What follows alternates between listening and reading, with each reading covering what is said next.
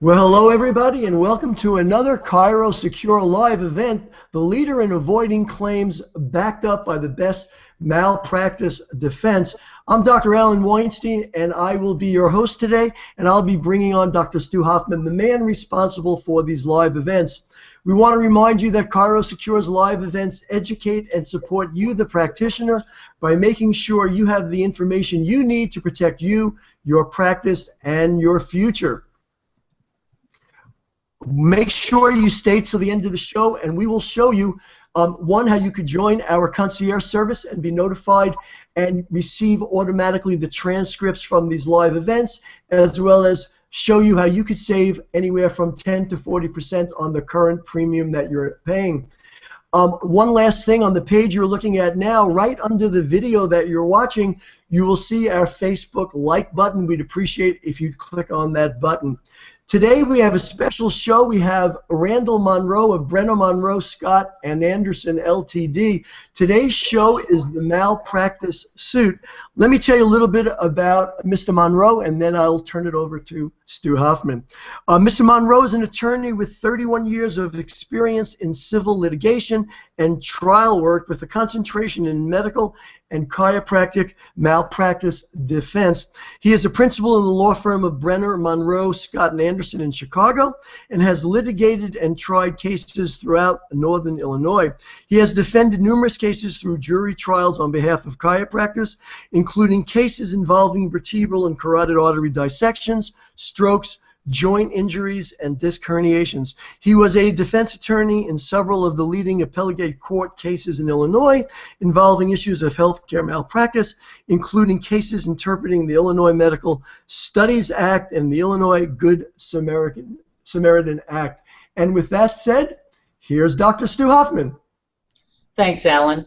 Welcome back to the ChiroSecure live events. I want to say that those of you that have been watching, I really appreciate it. I just came back from Florida and Atlanta, and wherever I go, I seem to be getting more and more people coming up to me saying, hey, thanks so much for putting on these educational shows. We've gained a lot from it. And I know you're going to say the same thing after today's show. I've known Randy for a number of years now. He's a stellar person and a great attorney. I've recommended him to every claims department that I've dealt with, and he's worked on a number of our malpractice cases when need be. He has taught me a number of things when it comes to malpractice, and I think some of the information you're going to understand and enjoy so that you can be better protected proactively rather than after the fact. So I consider Randy a friend, and I want to welcome you to our show, Randy. And the first thing that I want to share with the audience is, can you tell us a little bit about the types of chiropractic claims that you get to see out there? First of all, thank you very much for having me here, Dr. Hoffman, and I appreciate it. The types of cases that we see recently, in particular after the markets crashed in 2008, 2009, have been the bigger cases, primarily cases involving strokes after chiropractic cervical adjustments, some disc herniation cases, paraplegic cases, things of those nature, because it's expensive for the plaintiff's attorneys to prosecute these cases through a verdict, so the case has to be worth enough for them to do that. And so, Randy, with these types of cases that, if I'm understanding you correctly, we're starting to see, or at least you've seen, that maybe there isn't as many claims perhaps, but the claims that we do get to see have more significance to them in terms of potential injury and demand in terms of how much the claim may be worth in the malpractice world. I think that's a true statement, Dr. Hoffman. The cases tend to be bigger, and there's probably fewer of them. And from my experience, there seems to be just as many. Probably some of the claims are getting settled quicker and easier, and someone like yourself is getting the bigger claims because you're one of the top firms in Chicago or in Illinois. So I can appreciate that. When you have these claims, can you tell me what you're thinking in terms of informed consent? Because we've been promoting, as you know, because you're one of the attorneys that helped review our current informed consent packet, we've been trying to educate our doctors more and more that informed consent is a responsibility, in my opinion, from the doctor, but an informed consent was designed to protect the patient so that they know risks based on medical procedures. And there's always that debate in the chiropractic world, should we or shouldn't we? What I want to know from an attorney's perspective, having an informed consent signed by the patient, has that been an asset in defending some of our doctors? Well, first of all, the lack of informed consent, if it's present in the case or even arguably present, is almost always a theory that they pursue.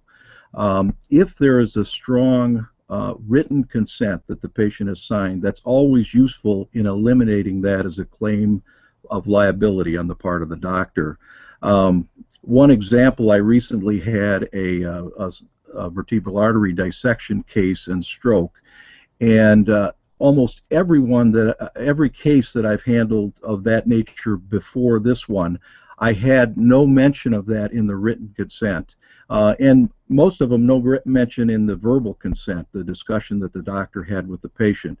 In this case, in the written consent, it specifically mentions the complication and actually quotes some literature saying that there is a recognized incidence of this rare risk that's associated with cervical spine adjustment. So that's been very helpful, and in that case there has been no claim for lack of informed consent as one of the theories of liability.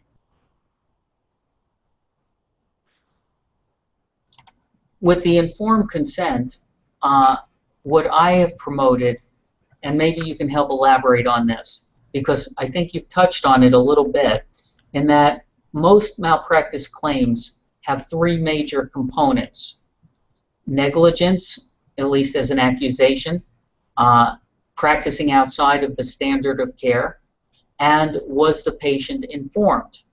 So I've, through my lectures and education, have always indicated to the doctor that by having the informed consent and having, as you said, stroke as one of the indications in it, you're taking 1/3 of their claim away just by having that form taken care of. That's true. Yeah. So with the informed consent, at least with ours, as you're well aware, we have put stroke in. And again, for our doctors, sometimes that's a big debate, because the question I get is, aren't we admitting that we can cause a stroke if we have it in our informed consent? And I always indicate no, certainly not with our informed consent, because we've made it more educational rather than, hey, we can cause a stroke. In fact, we even indicate in there for the viewers on here that we cannot cause a stroke in or a vertebral artery dissection in a healthy artery. And then we go on to list some of the things that can compromise the artery. So let's go on to a different topic. Doctors get a claim. The doctor gets a letter from an attorney. They may ask for records, but then at some point they may get served papers. We're getting sued. Can you educate the doctors a little bit as to what to expect from that point, you know, from the standpoint of, you know, reporting it to their insurance company, and there may be records requests, depositions, things of that nature. What can a doctor really expect? Well, The first action the doctor should take if he's served with a summons and complaint is to notify his professional liability insurance company, because that triggers coverage. Late notice can potentially put him outside of coverage. It's also important because the insurance company then assigns a lawyer to represent that doctor, and the summons and complaint that he served with is time sensitive. That is, most of the time, within 30 days, the doctor or his attorney has to file an appearance in court and somehow respond to the complaint that's filed. So there's really two reasons: to trigger coverage under his insurance policy, and to make sure that the attorney is able to get into the case and protect his interests. The first thing the attorney is going to want to do is to get a copy of the doctor's records and set up a meeting with the doctor so that he can discuss the case. The doctor should make sure that he gets a complete set of his records to the attorney, and also that he doesn't make any changes in the records. One of the top theories that plaintiffs love to find in records is that there's been an addition or an alteration to records after the suit was filed, because a lot of times they will have obtained records from the patient themselves, so they have an original copy and then they have a change copy. So you don't want to change any records, and you want to make sure the complete set gets to your attorney, and then you'll meet with the attorney and go over the case in detail. You mentioned changing the records, and I'm so glad you did, because that comes up often. And I know, as an example, we had a specific claim that was just blown out of the water because the doctor had actually sent the records to somebody prior to this claim, and then the claim comes in and all of a sudden the records look different. The claim is over at that point. But what can the doctor do in terms of updating their records to stay legal, but still adding some information that they may have thought of after the fact? I always think it's best not to make any changes to the records once the case is filed. Now, the doctor may make supplemental notes after the case is filed that he can provide to his attorney, but the doctor should prepare those with the purpose of intending to give them either to his insurance company or his attorney, because then they would be privileged. That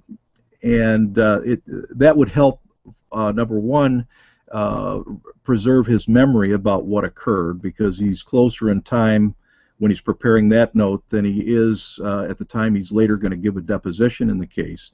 But it also lets the attorney determine what information is going to be released to the other side, because a written statement, especially one that's done after the lawsuit is filed, typically is used against the doctor if it's just given to the other side rather than something that he can use in his favor. Yeah, thank you, Randy. That's really good.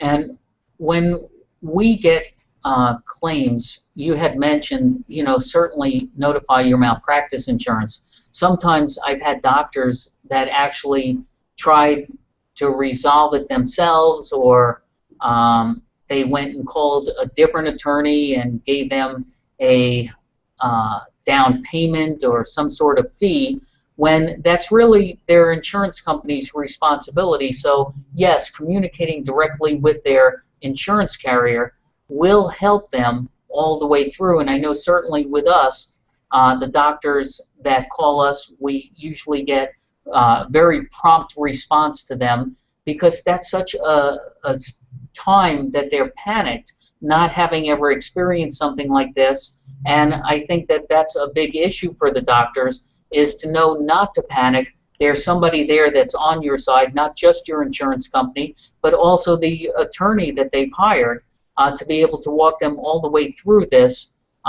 If you can elaborate on that a little bit, Randy, as to what happens once you get a claim and contact the doctor, but all the way through perhaps a deposition that they may or may not have to endure? Well, once the attorney gets the case, he asks for a copy of the records, and he wants a complete copy, including billing information. And he also wants to schedule a meeting with the doctor, because the doctor was there. He knows what treatment was provided. He's able to decipher handwritten records that the attorney may not be able to read. And the other thing that's important to remember is that the doctor is a built-in expert for the attorney in the case. So the attorney looks to the doctor to advise him about the chiropractic issues, the anatomy involved, the complication that's occurred, and any chiropractic literature out there that's useful or might be useful for the defense. So communication should always be a two-way street between the chiropractor and the attorney, because the chiropractor is providing guidance on the chiropractic issues to the attorney during the case. The attorney is also going to retain a consultant. Usually starts with a chiropractor. Sometimes there's a causation consultant as well, depending on the type of case. If it's a disc herniation case, for instance, he might retain a spine surgeon. If it's a stroke case, he might retain a neurologist or a stroke neurologist.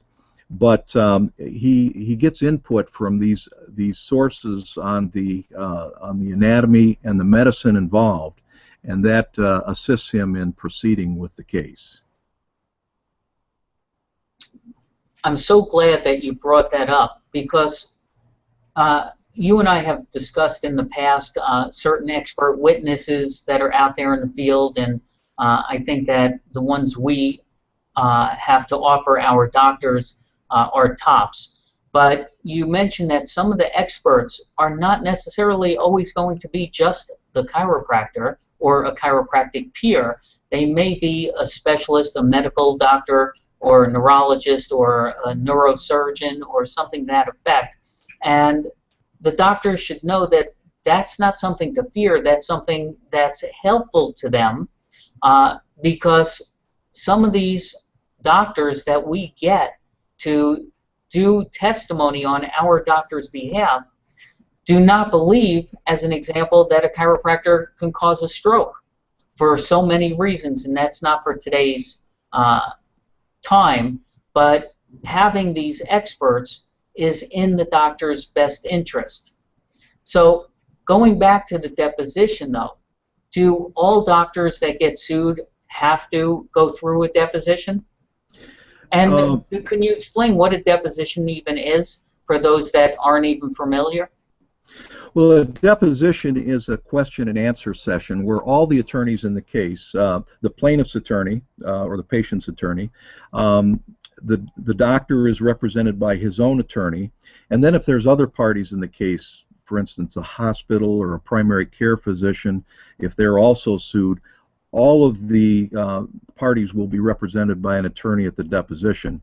And there's a court reporter present that takes down what everyone says at the deposition. The purpose of the deposition is to find out who the doctor is, what his background is, to find out how he became involved in the care of this particular patient, to find out what he did in terms of obtaining a history, conducting an examination, what his findings were, and what treatment he provided, and why he provided that treatment. And it essentially is a way of getting under oath the doctor's story into a written format, a transcript, that can be given to experts to review to determine whether the doctor acted within the standard of care or caused the injury at issue. And later at trial, if the doctor changes his story, then the deposition is used to impeach the doctor, to say, look, under oath you said this in your deposition, now you're saying something different, and it gives the jury the impression that the doctor's changing his story, giving two different stories under oath. So those are the purposes of the deposition. In terms of how often they occur, I would say most of the time, if a case is filed and if it has merit, and if it's not going to settle early on, the doctor probably will have to give a deposition in that case.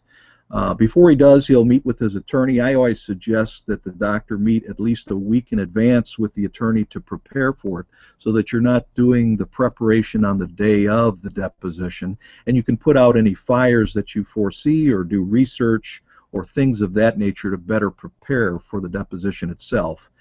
And then he'll meet with him on the morning of the deposition and go over the case and the rules of the deposition once again, so that they're fresh in his mind.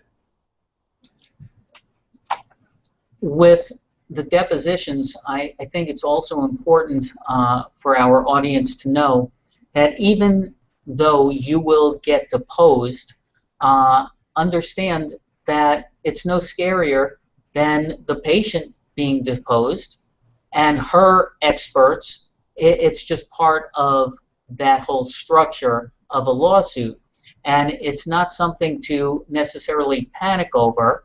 You know, no one wants to have a claim.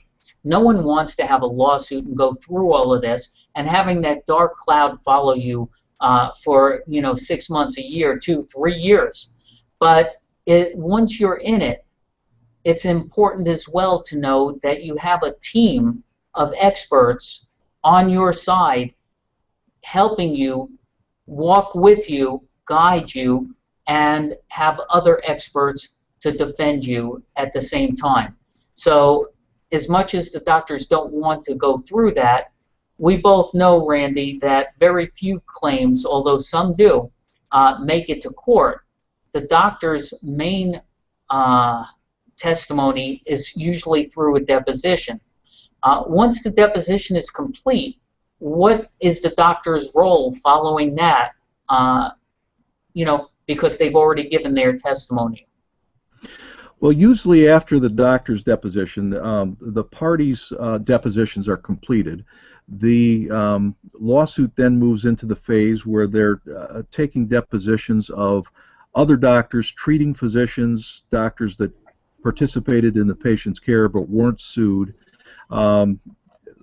doctors who might be the current treating physician, and then eventually the expert witnesses. And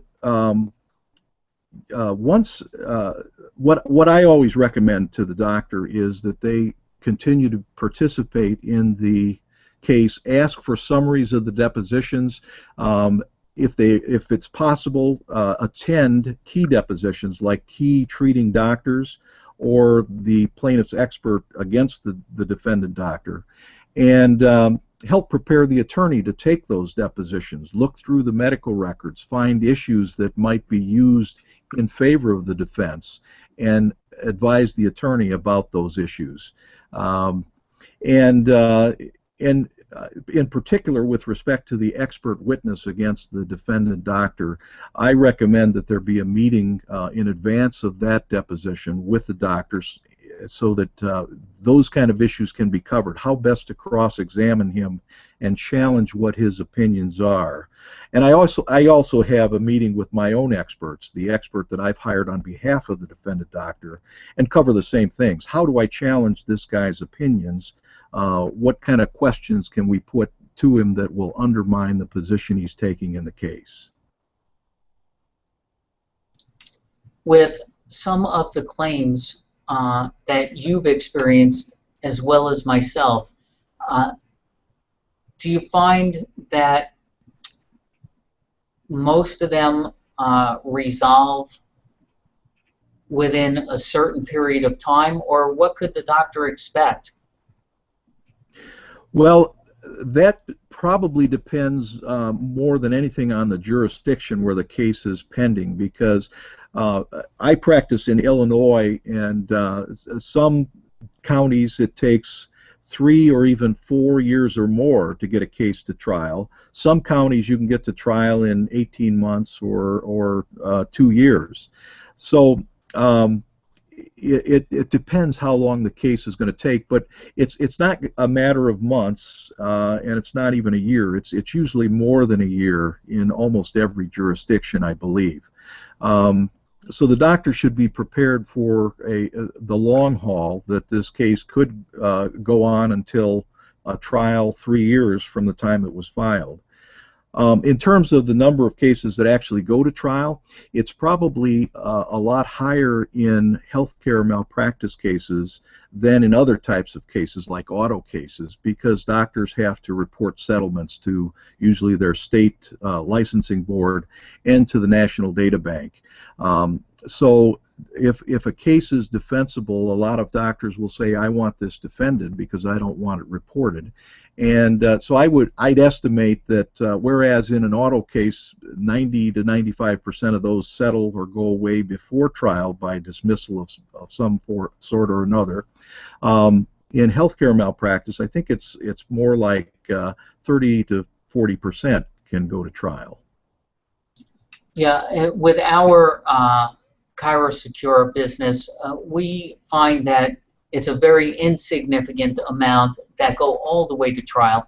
And what I find is interesting is that almost every time a doctor calls me up that they've been served a lawsuit for malpractice, the first comment, and I can appreciate it, but the first comment is, oh, this is a bogus claim, or something to that effect. And what I've also experienced, and I wanted to see your thoughts on this, it's not always the claim that makes a payout or a loss in the lawsuit, but a lot of times it's something peripheral to the actual injury, like documentation or something to that effect. Can you comment on that, Randy? I think that's probably a true statement.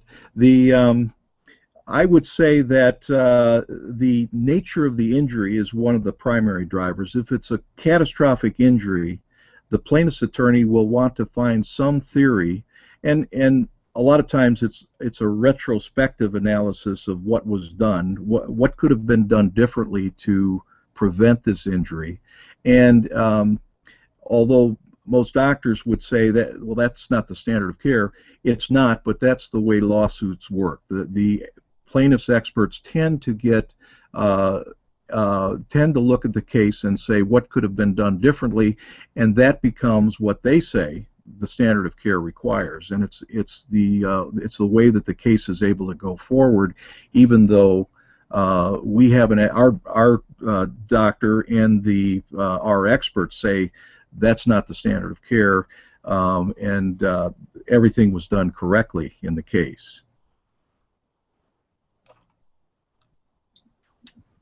Who sets the standard of care? Because in the profession, no one, well, I don't want to say that, but many people will say there is no standard of care. Years ago, the Mercy document had come out trying to become a standard of care, and most of the national and state associations rejected it. So when we talk about a standard of care, I think you're talking about something different than what the doctors consider a standard. You were just referring to more in the legal realm a standard rather than what the doctors abide by based on their associations or profession telling them about. Well, the standard of care is the standard by which doctors are judged, whether they met the standard of care or fell below it and thereby were negligent or committed malpractice. The simple definition for standard of care is what a reasonable chiropractor would do under similar circumstances. So there's always a standard of care for a given set of facts, at least in the legal realm. So if a doctor is evaluating and treating a patient who requires a cervical manipulation, what would the reasonable doctor do in terms of obtaining a history, doing an examination, and reaching a conclusion about the condition the patient has, and then forming a plan of treatment? The standard of care is what the reasonable chiropractor would do, and that's what the defendant doctor is. It's the standard that he's held by. So that's what I mean by standard of care. Yeah, thanks for that clarification, and that's part of my point, because even some of the words you use in the legal realm, manipulation, treatment, a lot of the chiropractors would refer to as a chiropractic adjustment and care plan or something to that effect, but that's not the legal world. So I want people to understand that sometimes there is a difference. You also mentioned something else that I don't want to just pass over. You said based on a settlement or an end result of a claim, the doctor will be put into the national database and or referred as a complaint or investigation to their state licensing board. Could you elaborate a little bit more on how that works? Well, it's my understanding, and I don't get involved in this as the attorney, the insurance company, if they pay out on a claim, they have to report that to the National Data Bank, and they have to report it to the state licensing board.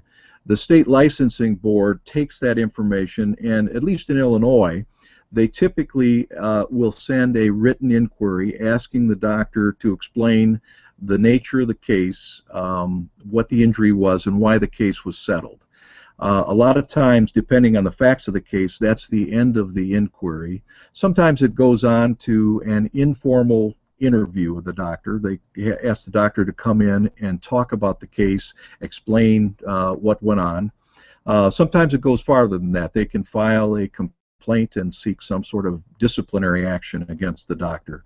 And it's all triggered by payment either after a verdict or a settlement. So, in essence, this whole thing is kind of scary.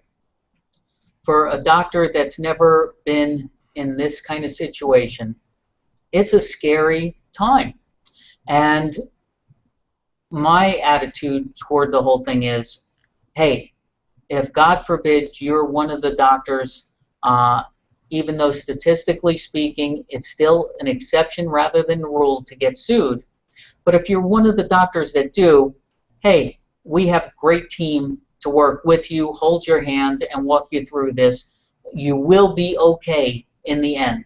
You're not going to lose your house. You're not going to, be on welfare tomorrow or anything else. That's why you have insurance, and that's why you have a great team to support you. And so I appreciate that information to help our doctors understand what it's like to go through the process. But I wanted to take our remaining couple of minutes, Randy, and see if you can offer up a couple of tips for the doctors to be proactive and help avoid getting into this situation in the first place, which is what we always promote. And if I can only tell you how many times our phone rings every single day from a doctor with a situation, maybe not an actual claim yet, but an incident that took place in their office that we wind up coaching them through so that they don't wind up with an actual claim. And we've been terrific and successful at doing that for 24 years now. But from an attorney's point of view, what can you tell our doctors from what you've seen to help them try and be a little bit more proactive? Well, we mentioned earlier the informed consent. It's always good to have a tight written informed consent form for the patient to sign indicating they recognize there's risk to the treatment that they're receiving. Sometimes I've even seen a handwritten note in the doctor's records that say the benefits, risks, and complications have been discussed with the patient. That one line will go a long way to eliminate the plaintiff's claim after the suit's filed that the doctor never told him or her what was being done and what the risks to that procedure were. Good note keeping is also a way to avoid lawsuits, or at least if you are involved in a lawsuit, to help defend that lawsuit. Indicate what history you've got, what objective findings you made, what your assessment was, and your plan of treatment. And all of that should indicate what you're finding and why you're treating this patient and what you're doing for the patient. And finally, I think patient relations, a good bedside manner for patients who may be becoming unhappy. Treat those patients with respect. Try to explain to them what they're experiencing, that it may be a complication of your procedure, it may be a complication of something that was pre-existing, maybe a progression of something that's pre-existing. But explain that to the patient. And those kind of patient relations, I think, avoid a lot of the lawsuit, the patient going off angry and saying, I'm going to get a lawyer because this doctor hurt me, and is now trying to cover it up. So explain and have good patient relations, and I think that would avoid a lot of lawsuits as well. That's awesome, because that's what I teach and that's what I coach. In fact, this weekend, I just want to share this with everybody. Two specific things came up that Randy just talked about. I spoke at one of the upper cervical groups over the weekend, and one of the things that was indicated was if somebody does not do well from your adjustment, look at it, go back and reanalyze it, and do not do the same exact thing using the same angle, the same line of drive, etc. And or refer them out to another chiropractor, maybe that does a different technique or something to that effect. And the other experience that I had over the weekend was one of our doctors that has been with us for years and years, a terrific guy, said to me, in our practice, people line up to come in to see us. And I asked him why they do that. And he said, because I love them. And he truly does. You can feel that in this doctor. And he said, you know, sometimes it's almost lunchtime and you have a brand new patient, you look at your watch and you say, oh man. But then you take the 8 seconds it takes to remember, this person needs me. I love them. I'm so thankful that they're here, filled with gratitude. And you make that heart-to-heart connection, create the rapport you were talking about. And that goes such a long way, because patients know when you're there for them.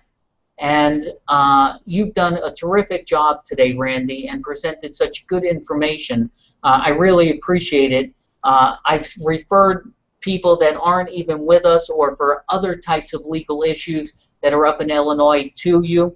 Always will. So for those of you that are on this broadcast that are in Illinois, please write down Randy's information and his firm's contact information, because he is someone that I would trust with any issue that I had, and I can't share how much I appreciate what he's done for our doctors and what he brings to the table on our behalf. So again, Randy, I want to thank you for being a friend and for helping to educate our doctors. Well, thanks so much, Dr. Hoffman. I was glad I could be here. So, Alan, you want to take it away? Absolutely. You've been watching another ChiroSecure live event today with attorney Randy Monroe and Dr. Stu Hoffman. Some really great tips. Make sure you watch the replay. It will be on the site. A little order of business. If you're on the page that you're looking at right now, to the right, you'll see a little PDF book that has Randy's picture on it. If you have not already signed up to get a copy of the transcripts to this event, please put your name and email right there. Of course, our Facebook like button right under the video, make sure you click that. A little higher up on the page, you're going to see an image for you to be able to go to our concierge page and be able to sign up for the concierge service. The concierge service will notify you of each event as it comes up and make sure you automatically get those transcripts. You've heard the term informed consent mentioned a number of times on the show, and we've done a special live event that lives in our archive on informed consent, and you can request the informed consent from the ChiroSecure office, and we will send that to you. When you get to the concierge page, you want to just, you'll see a form and you'll have 3 choices, and if you're not already a ChiroSecure client and you're interested in saving from 10 to 40%, and who would not be interested in saving 10 to 40%, make sure you check that box and we'll make sure one of our people at ChiroSecure gets back to you as soon as possible. Again, on behalf of myself, Dr. Alan Weinstein, Dr. Stu Hoffman, and ChiroSecure, and a great job by Randy Monroe, we thank you for stopping by, and we'll look forward to seeing you again next month. Goodbye, everybody.